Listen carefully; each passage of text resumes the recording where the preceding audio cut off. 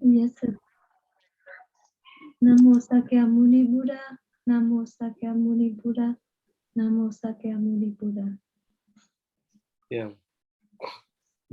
That's why we celebrate one Bodhisattva that can help us to spread the compassion toward sentient beings, with the hope that this whole world is no conflict, there's no confrontation among ourselves.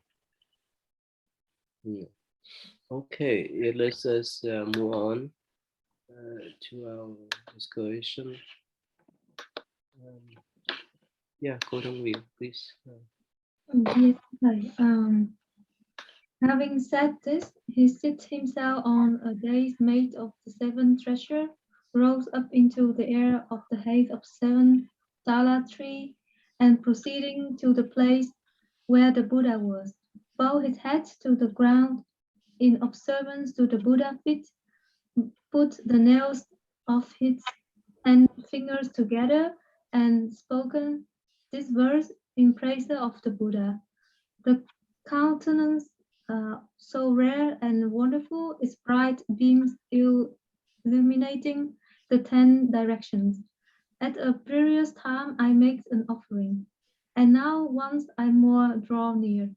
At the time after the Bodhisattva gladly seen by all living beings had spoken this first, he said to the Buddha, "World honored one, is the word honest one still present in the world?" At that time, the Buddha Sun Moon Bright Virtue said to the Bodhisattva, gladly seen by all living beings, "Good man, the time has come for my nirvana. The time has come for extinctions. You may provide me with a comfortable couch, for tonight will be my parinirvana." And thưa thầy, I understand that the Bodhisattvas gladly seen by all living beings. He show respect to the Buddha, and he asking if the Buddha is still present in the world. Then the Buddha Sun Moon Pure Bright Virtue said to him that on that day at night he will enter parinirvana. But actually, I don't. This is first time I read this word parinirvana. What does that mean? Yeah, Parinirvana, this means complete nirvana, or the great nirvana. Yeah, any holy monks who attend the arship after they're done with their body physically, they enter what you call nirvana. That means the state of everlasting peace and happiness. There's no more rebirth at all. So what is meant by nirvana? So when we talk about paran nirvana, it means the great or the complete nirvana of the Buddha. But remember, that's different from the Theravada views. That when holy monks enter nirvana, that means there's no rebirth. They don't come back anymore. But for Buddha, yes, physically he would not be back, but mentally he still pervade because of his vows or their vows. And all Buddhas, even they enter paranirvana, but they still utilize their transformation body to teach others. Different from the holy monks, from the arhat. When they're done with the body, that's all. They won't come back. That's why in this sutra, right, the transformation uh, Shiti, remember that? We studied that chapter. The Buddha scold the arhat. No, move on. Don't stay at that transformational city.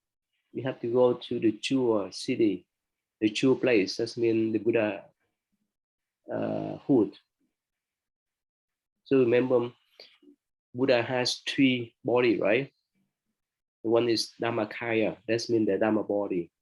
The second one is the rewarded body. And third is the transformation body. So every one of us has Dhamma body, but we cannot activate that yet. But for all Buddhas, they activate that Dhamma body, the essence body, right? This and all Buddha has the what you call reward body. Reward body means Shakyamuni Buddha body is different from Amitabha Buddha body due to their practice in the past. And the third is transformational body. That means they can transform into any form of life they want to. So after the nirvana, so there are two body, other two body. Actually, yeah, their transformation body is still pervasive, it's still active. Make sense? But for Arhat, they don't. No more rebirth for them. They would not want. They would not like to come back anymore. Make sense now? Yeah. Mm. Thank you. Yeah, yeah. William, you follow, right? This is understandable, right? We talk about that three body of Buddhas, right? Yes. Yeah. Cô Thân Như, you understand this three bodies of Buddhas? Can you review the Dharma body? Repeat that part again for me, Thầy. Dharma body, this means essential body of every sentient beings. Including animals, hell beings, or any beings has the same Dharma body as a Buddha. But for us, because of ignorance, cover our mind, there's no way for us to activate that Dharma body. But for Buddhas, yes, they attain Buddhahood and they activate that essential body, or what they call Dharma body. Make sense now? Yes, I understand. Yeah. Thank you. So that's why when we talk about Paranirvana, yes, they activate that Dhamma body. Plus, when they're done with, you can say that when they're done with reward body, they still have the transformation body to transform themselves in any form of life that they want to teach others. Yeah. All right. Is clear, Mr. New? Yes, Thầy. Yeah, okay, thank you. You like to witness, Mr. New? Yes. He also commanded the Bodhisattva gladly seen by all living beings, saying, "Good man, I take this law of the Buddha and entrust it to you. In addition, the Bodhisattvas and great disciples, along with the law of Anuttara Samyak Sambodhi and the 1,000,000,000-fold seven-jeweled world, with its jeweled trees and jeweled daisies and heavenly beings who await on and attend them. All these I hand over to you. I entrust you the relics of my body that remain after I have passed into extinction. You must distribute them abroad and arrange for offerings to them far and wide. You should erect many thousands of towers to house them." The Buddha, sun, moon, pure, bright virtue, having given these commands to the Bodhisattva gladly seen by living beings that night, in the last watch of the night entered nirvana. So basically, he is bequeathing all that is of Dharma value and giving it to the Bodhisattva gladly seen by living beings and entrusting it to him for safekeeping and for distribution. This also means that he is asking that his that the remains of his body after the cremation, I forgot what it's called, but that also is to be entrusted to this Bodhisattva, and he is asking that the relics. So the relics of his body, he is also bequeathing it to this Bodhisattva and having him take care of that and distribute them far and wide for people to offer prayers and offerings to them, and that he should also, and he instructed that he should build many towers to house them, holy towers to house them in. And then after giving these directives, he passed and entered nirvana that night. So what do you think? There's too much for this Buddha to ask his student to do? What do you think? I think it's a huge responsibility. I think it's a huge honor for this bodhisattva to take on this responsibility. But I also don't think that the Buddha would entrust it to anyone in his wisdom that would not, if he didn't feel that this person is capable or more than capable of seeing it through. In his foresight, he must be able to know and to recognize the wisdom and the knowledge and the potential in this bodhisattva to know that he would be able to carry out this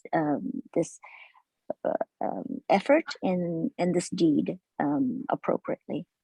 Mm.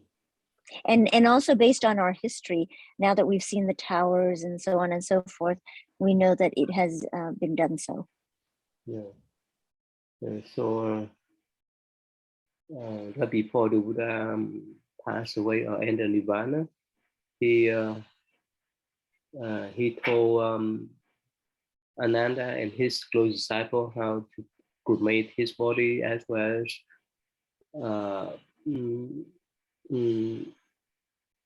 respecting his relatives. But after that, the monk would not pay attention much about Buddha relative. They worry about the Buddha teaching is more important than the Buddha relative. But here, in this passage, the Buddha, that this special Buddha, that the Buddha Sun Moon Pure Life Virtue, he just focus on the Reddit, not much with the teaching. So you see that as different or still the same? This from you. What do you think?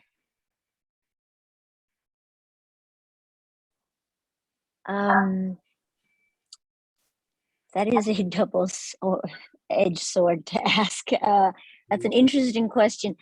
I can understand why the monks would value the Dharma. And I think in the Buddha's wisdom, he also recognizes that, perhaps his relics could serve as a motivation, as a physical semblance of his past existence for the people. Perhaps it is much more difficult for some to just follow the Dharma in its own philosophy only. It really does take a lot of faith to just follow almost in a blind trust, to just take someone's words for it. And perhaps that if there's any holiness to the relics, it would give people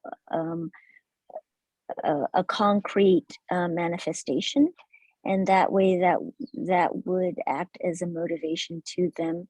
It would give them some hope and to continue on with the Dharma. Yeah, thank you. William, did we talk about Buddha Reddit before?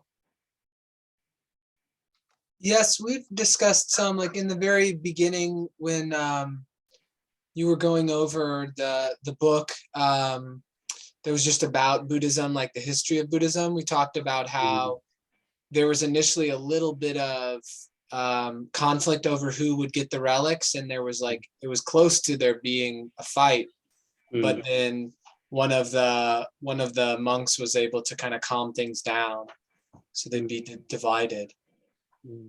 Have you ever observed or participate in a kind of relic ceremony before?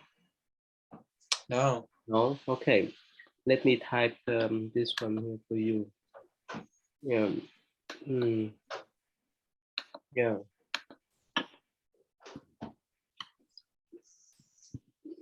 Mr. Ngư, have you seen any kind of Buddha relic before? Yes, I have. There was a ceremony in Escondido, and the green emerald Buddha was on display, and at the time they also had the relics that were available for us to see as well, and they look they're like small jeweled pebbles Mm, to me. Some of different colorings. They look like fine stones, like jewels, mm, of different color. Some are clear, some are light green, uh, of different hues. So I find them quite interesting. mm, So I brought my children to see it at the time as well. mm. Okay. So William, you have not seen this type of image right before? No. Mm. Yeah, Cô Thu Nguyễn, you seen them before, right? In person? Not with the green Buddha thưa thầy, but for the relic I already see two Mm. times. Mm. Yeah. Yeah. Thầy Giáo Pháp, you seen in person before? I mean, one of them here. Right, Thầy Giáo Pháp. Okay. Here, according to my master, my grandmaster story, when the Xu so he went to a what do you call Ashoka temple in Ningpo. This is the opposite side of Shanghai, because Shanghai is one side of the river, Ningpo is another side of the river. I went there. So he bowed to the Buddha relics, and each time he looked at them, they change in colors and shape. What do you think, William? Well, I wouldn't expect that.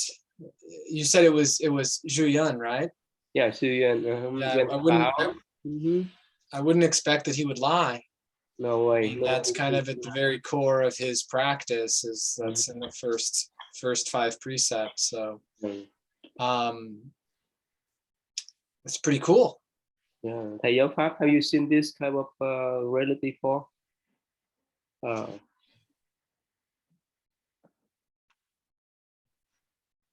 In the city of 10,000 Buddha, where I visit the city of 10,000 Buddha, and every time they do the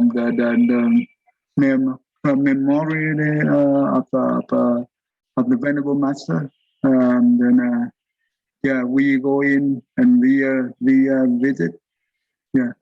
Yeah. In the two relic in Sri Lanka. Yeah.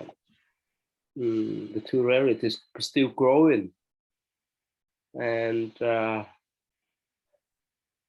anyway, it's a lot of story about this type of relic in 8th and actually 11th or 12th century, when this one Chinese monk, he went to Sri Lanka, he tried to steal this relic, but he could not. So of course, he had good thought, good intention to bring back to China, but he could not. But actually, again, they say that the Buddha relic is still growing, depend upon the sincerity of people. Yeah, go back to my question. You follow my question, William? For this Buddha, right? He just asked this Bodhisattva to worship his relic. He didn't say much about teaching, right? But second Buddha, before he passed away, he said, "Hey, one of you should take my Dharma as a teaching." Of course, he gave some guidelines or instruction how to deal with his friend later on. But later on, his lay people took care of that part. But for the monk led by Mahakashipa, went to a cave after 3 months to recite Buddha teaching. Why is that? Why is it different between second Buddha and this Buddha? What do you think? Well, probably the time period of that Buddha, there were a lot more blessings in general. I would think that would be a difference. Otherwise, I'm not sure. I mean, And I mean, because he noticed he entrusted the law to Bodhisattva gladly seen by all, but yeah, he didn't really say, and you should go forward and teach it. He's like, but you should distribute these relics and erect these towers. I don't know. I'm not sure. Okay. Yeah. So depend, right? Yeah. Okay, please. Can you read that, please? Yes. At that time, the Bodhisattva, gladly seen by all beings, seeing the Buddha pass into extinction, was deeply grieved and distressed. Out of his great love and longing for the Buddha, he had once prepared a pyre made of sandalwood from the seashore, and with this as an offering to the Buddha's body, he cremated the body. After the fire had burned out, he gathered up the relics, fashioned 84,000 jeweled urns, and built 84,000 towers, high as the three worlds, adorned with central poles, draped with banners and canopies, and hung with a multitude of jeweled bells. At that time, the Bodhisattva, gladly seen by all living beings, once more thought to himself, though I have made these offerings, my mind is not yet satisfied. I must make some further offerings to the relics. Yes, so he obviously he did a lot. I mean, 84,000 towers, high as the three worlds. I mean, that's really tall. Like that's like transcendentally tall. There's not like an actual height to that. So it seems to be saying that, you know, one could, there's no limit to what would be appropriate in making offerings to the relics. There's no sort of limit in that type of reverence. Yeah. Okay. Yeah. Can I have a question, Thay? Yeah, please. Is there a connection of Ashoka to one of these bodhisattvas in that in his I don't know how we would know that just because he took it upon himself to erect so many towers in his time, that I wanted to know, could there be a connection that he continued this this deed, or based on what this previous bodhisattva did? And then secondly, I wanted to know if you can answer the question that you posed to us as to why, you know, one Buddha says to take care of the Dharma versus another Buddha that says, you know, cherish the relics or preserve the relics. Okay, yeah. All right, let me answer the second question. I think, again, it's just our assumption. We don't know the mind of Buddha and the context of the condition surrounding this Buddha, right? And for him, probably it's not much important to remind his followers to preserve the teaching. Probably he has probably most of his disciples or followers were arhat or great bodhisattva. There's no need to preserve the Dhamma at all, right? And just preserve the Buddha relics. That's more than enough.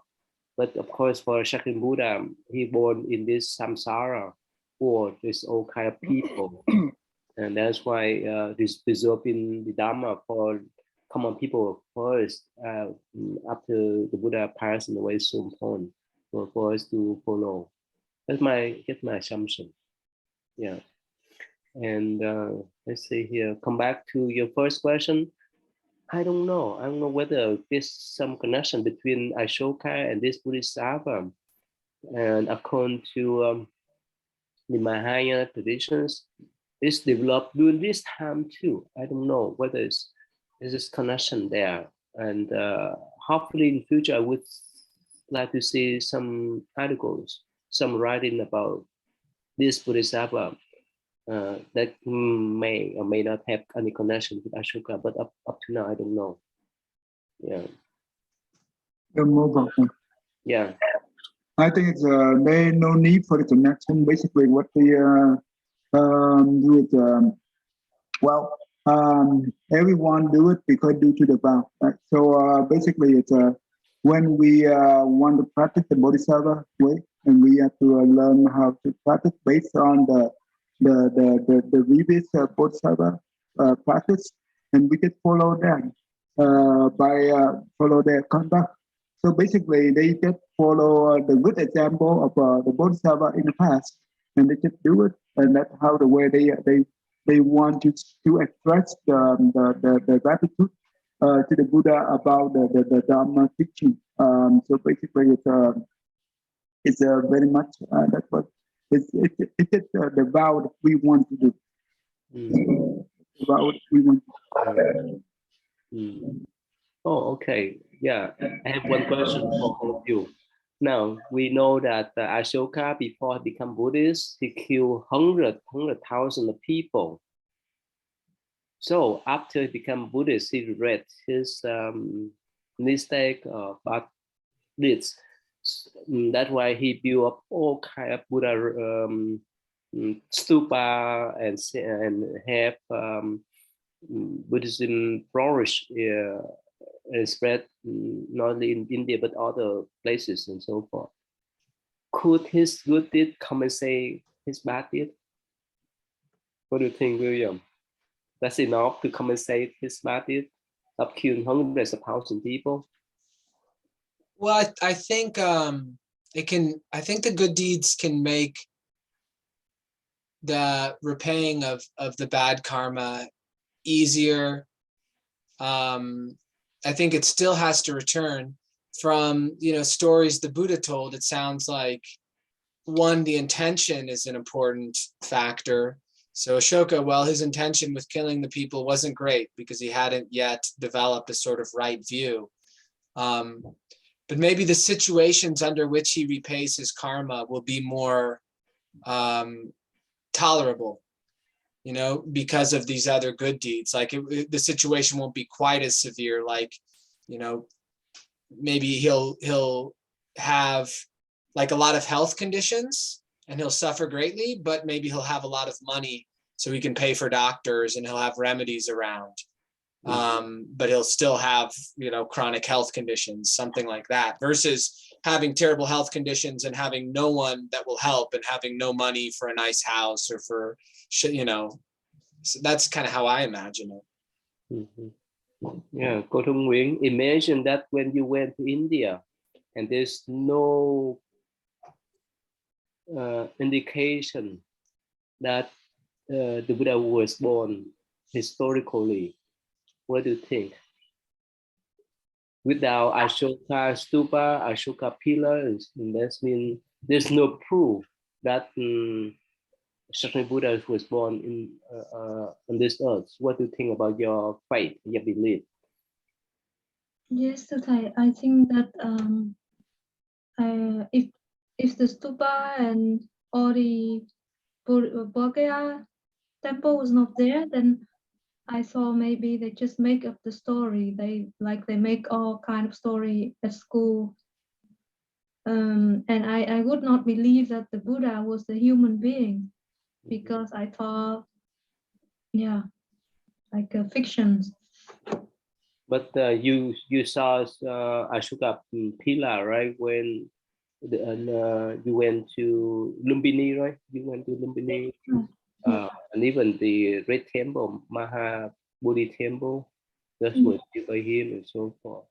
Yeah. Yeah, I was really grateful because it was the time where I witnessed that all the words the Buddha teach make sense, and all the practice that or I believe that I have some connection why I was there, and it gave a lot of Buddhism courage to move on the way, because we live in the time now where I think most of the people already get lost in the material world, and it's very difficult to come back to ourselves.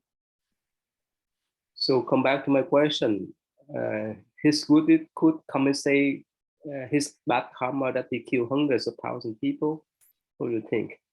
No, totally. I think, for example, if in this life somebody kills someone, and he will definitely be in the jail. So in that during that time, he will have all kinds of the same punishment. Probably because his family is rich. When he get out of the jail, probably he can enjoy life for a few years with the rich time because he makes good things. But I think it cannot be compensated because the timing that he spent, he caused the people suffering. It cannot be compensated.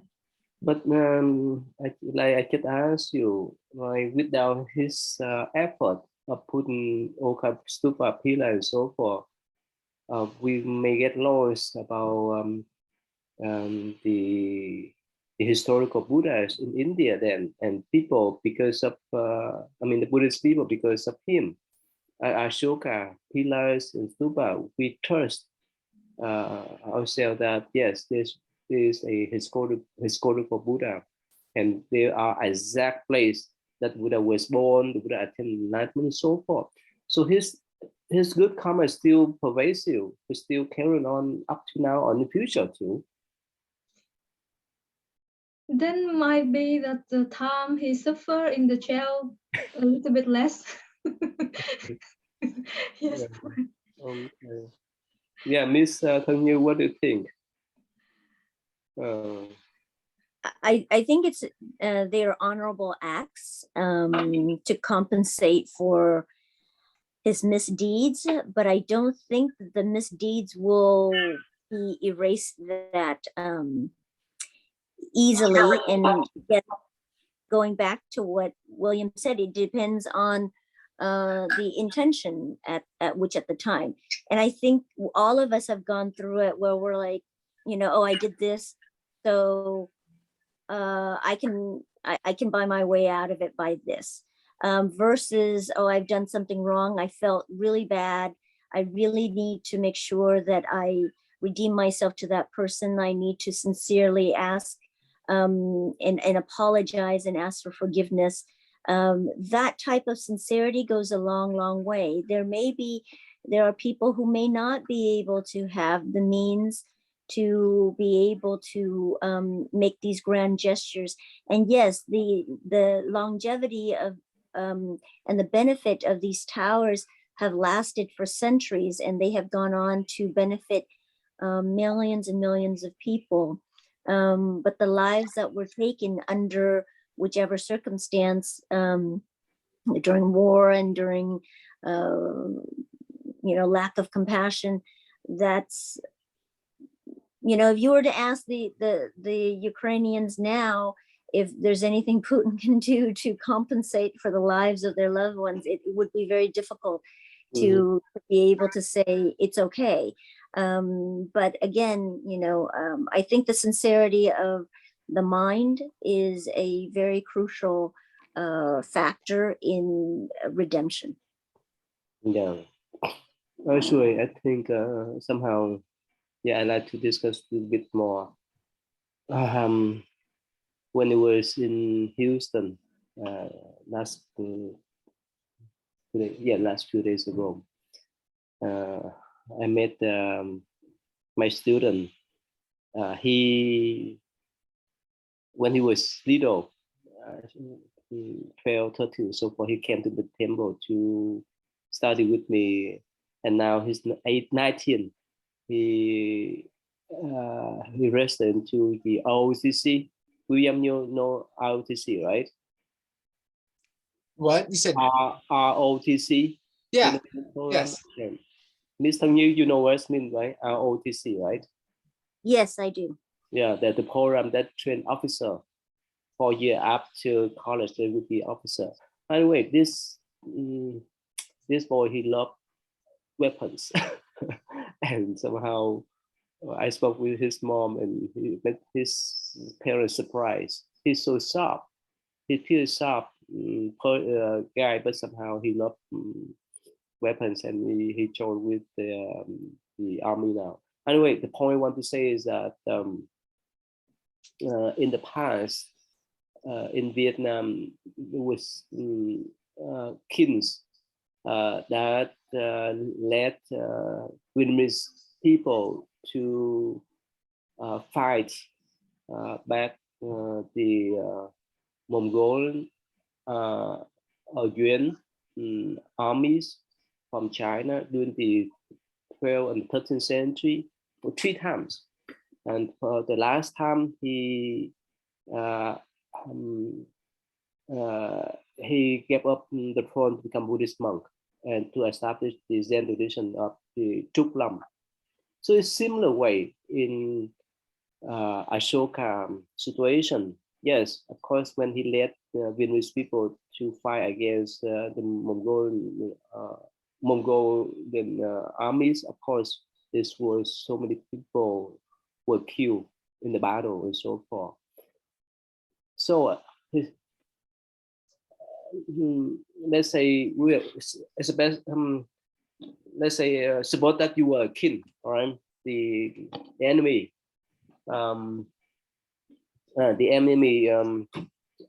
invade your country. Would you give up everything, or would you lead the country to protect your people? What do you think? Well, I guess it matters the nature of this other kingdom. You know, I was actually talking with an old friend on the phone today about Ukraine, and he made a good point. He's like, I'd rather be alive under communist rule than dead in the, you know, for the sake of capitalism, sort of thing. Like where it's kind of like, if, you know, if I'm ordering a lot of people to die and the result is just going to be, all right, I'm not going to be the ruler anymore, someone else is going to be the ruler. If their rule was fair, like if they were kind to their people, and if I felt like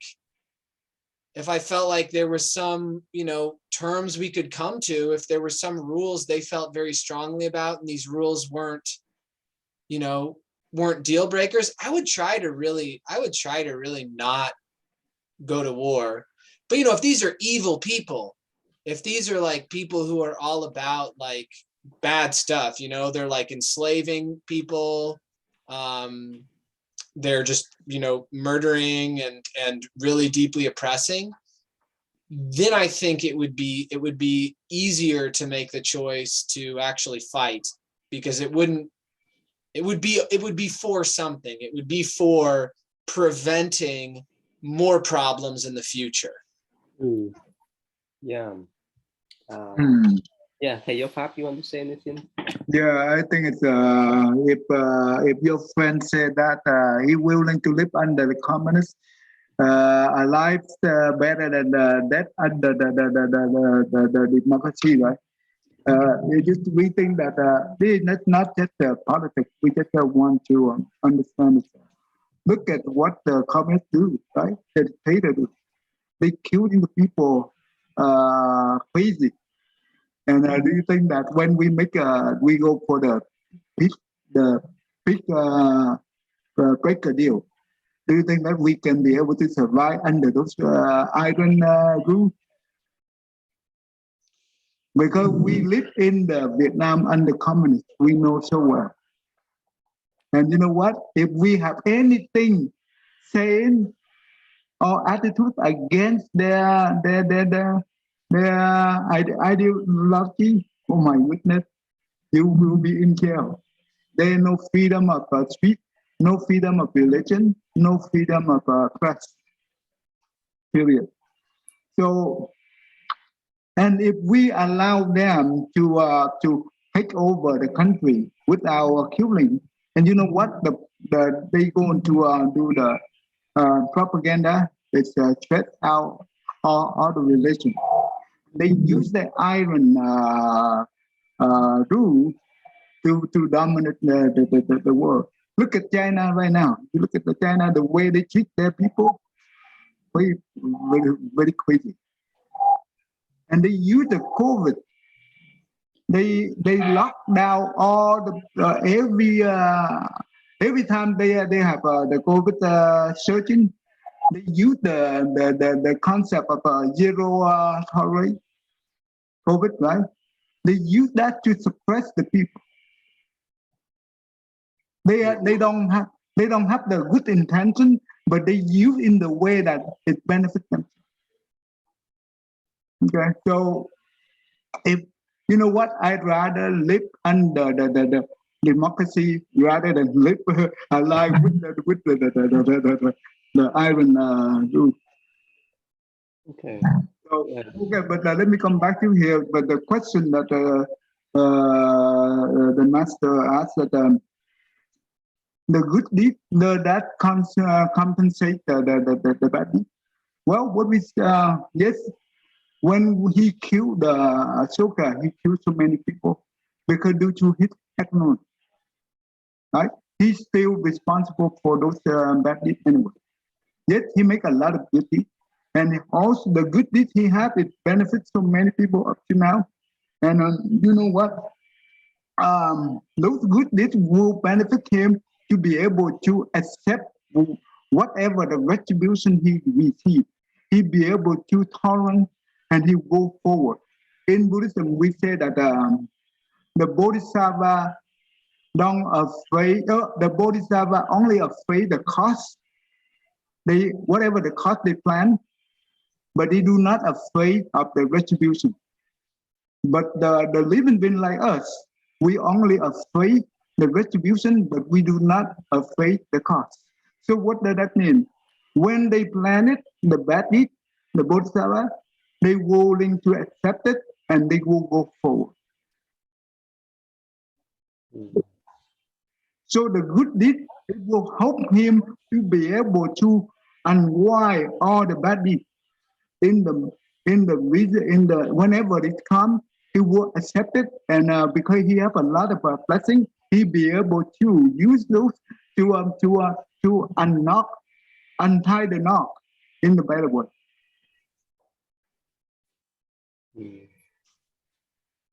Okay. Does it make sense, William? Oh, yes.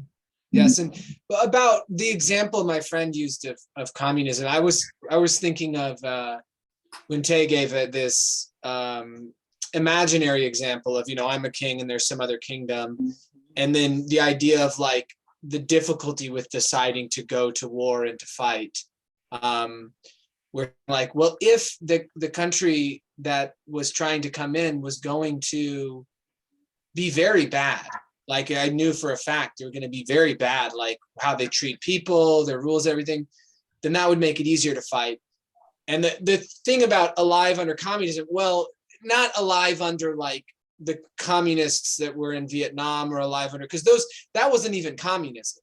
Like we've actually never seen in the world, we've never seen real communism based on like the idea that Karl Marx had. It's just never happened. It's always been a sort of military sort of communism. And so it wasn't specifically like saying, oh, the communists here are okay, but just if it's just a matter of a different ideology and the rulers are not being harmful to people under their rule, they're not suppressing them, then I would want to be ready to let go of power to avoid bloodshed. But if me letting go of power led to more problems, then I would feel like, well, the only answer would be to fight, even if I didn't want people to have to die. You say the communists under the Karl Marx, right? He's the one who wrote that. When they took over the country, they used that very strictly. But right now they evolve into the capitalist communist. So that's what they do. Economy, they use in the capitalist model. But the rule, the politics, the way they rule the people, they using the communists. That means they only care about themselves. So, but they also using they exposing the capitalist economic model I would say they're also exploiting the idea of communism because they never actually live up to the communist ideals. I mean, the communist ideals is that everyone is equal and that no one oppresses anyone else and everyone gets the same amount. And there's not some dictator, some ruler. So I would say they're not even really communists. They're kind of using that idea, Yeah, that's but right. are never able to live up to that idea. So like what they are, I'm not really sure what they are. There's some sort of like military dictatorship. Actually, Yeah, that's okay. Thầy giáo Pháp. Let's move on. Okay. uh, actually, they are the one who the communists is just it's just the illusion. Okay, all right. Let's move on then. Let me show you one of this image, and I ask you one more time.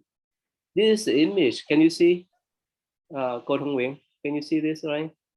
Have you seen this before? Have I shown you this before? Can I see clearly? Can you zoom it in, Thầy? Yeah, sure, I will. This is my actually this is the one of the question that I asked my student. Can you see that? Can you see now? Very clear now. Move down. Let's see here. Okay. Yes, can you see now? Yes, thầy. Phải không? Yes, Ms. Thăng Như, can you see now? Yes, Thầy. So here, this is in the end of the 12th century. So there's an image of the Turkish general as a local people after he killed thousands of Buddhist monks when he led his army to invade the northern part of India. And at that time, when he invaded the area, he saw some Buddhist monastery that have the Buddhist monk who wear the yellow shirt. He thought that's the Buddhist army. But when he rushed his soldier to the temple or the monastery, there's no one fighting back to him. That's why he killed them all. He massacred them all. And that's why he asked about local people about Buddhist monk here. So that's the end of Buddhism in India around the end of the 12th century. From the 12th century, I mean, let's say from the 13th century up to the 19th century, almost Buddhism was almost extinct in India because of this kind of brutal or massacre. And of course, after that, most Buddhist monks escaped from India to Tibet, to China, and so forth and so forth. And this is one of the, you know, right, William? The Afghanistan, the Taliban, they blew up one of the largest and oldest Buddha statue in Afghanistan. So come back to the same question. Let's say if no one protect the temple, no one protect the Buddhist communities, so we'll be in extinction. So if that's the case, go to Nguyễn, what do you do then? I think everything is about the intention of the person. Yeah, intention. And of course, all the tradition, they would not care much. They would want to invade other country. They would want to eradicate all the tradition and so forth. That's their intention. Then it's really bad on their karma, to say. Yeah, of course. Yeah, that's their karma. But I'm talking about in our case, we are non-violent, right? In this case, how could we respond to them? And that's why I relate to Vietnamese king. If they didn't stand up with the Mongolian armies, their people would be killed, or this the temple or Buddhist would be extinct in Vietnam and so forth. So in our modern age, would we be passive to accept anything that come, or what do you think? No, thưa thầy. I think in this modern age or even in the past, we would stand up and protect what is good for the humanity. But when you stand up and protect, that means you may kill them, you may harm them in a way. Otherwise, you cannot stop them. That's the trick. For the unborn baby and the future to come, probably, probably I can end it in the hell. But the good thing should remain. The same thing also when I study philosophy in Tilburg University. The professor also say the same, like communist is the good ideal from Karl Marx, but the people who use it, they misusing his idea. He was just a philosopher, but all these political, they use his idea to take over all the people, property and power. So they can use any tool I think it's all about the intention. Wherever what basic is for the human beings, we should protect that, because I do think that the bodhisattva do have the responsibility. Mm-hmm. Yeah, before we move on, let me tell the story. I think most of you know this story. When the Buddha passed, like he was a leader of the merchants, so they went abroad by ship to do business, and on board there were around 500 merchants that follow him. So somehow this Bodhisattva, he knew there's one bad guy, he's going to kill them all to get all the possession. You know about this story, William? Yes. Yeah. And Bodhisattva decided that he need to kill that person in order to protect 500 people. And yes, he did. And he, even when he became Buddha, he has to endure the suffering of paying the karma of killing that person too. So if you were in that situation, would you kill that person to protect that 500 people like Buddha, or what? What do you think, William? As I recall, he just got a splinter in his foot. Yes, that's one. So I mean, it suggests that he did the right thing, is what it suggests. Is the splinter in the foot is way better than 500 people dying. And the pirate, if he had killed all those 500 people, he would have had a much worse situation as well. So he even helped the pirate. So I would say, yeah, unless there was some other way to like knock him out, tie him up or something. But barring those sorts of other options, if it's to kill or not to kill, and killing saves 500 people, I think you got to. I think that's kind of the moral of the story, is that there's like, because patience is a virtue, but this is the kind of question I think is interesting, is like, when is patience not a virtue anymore? And should we not be patient with something, but we should actually take some sort of action? Because right now, like with Ukraine, everyone's very worried about the possibility of nuclear war with Russia. So we're kind of like being fairly hands-off, still helping Ukraine, but we don't want to upset Putin too much so he doesn't start a nuclear war. And well, kind of like, what message does that send to other countries? Like, what about Taiwan, like China and Taiwan? Or what about North Korea and South? Like, I don't know. Like, it's one of those things where it seems like the world's doing the right thing, but there's just that kind of that question of, where is the line? When do we need to not be patient? When do we need to take action? I think I have the story that the Buddha were when the Buddha were in the world, right? The king, King Ajatasattu, the one who killed the father, and he became the king. Remember, that king, right? Yeah. Okay, so he imprisoned his father, and he was overthrow his father to become king. Basically, later on, he become and before he a very brutal king, and he conquer many different countries, right? He invades other country, and and many people scared, and many other countries also scared him. And later on, he became a very good Buddhist, right? He followed Buddha teaching about the love, kindness, and compassion. And you know what? From there on, he no longer threatened any other country or other people, and that's why many other countries take advantage of this thing and try to harm him. And he didn't know what to do.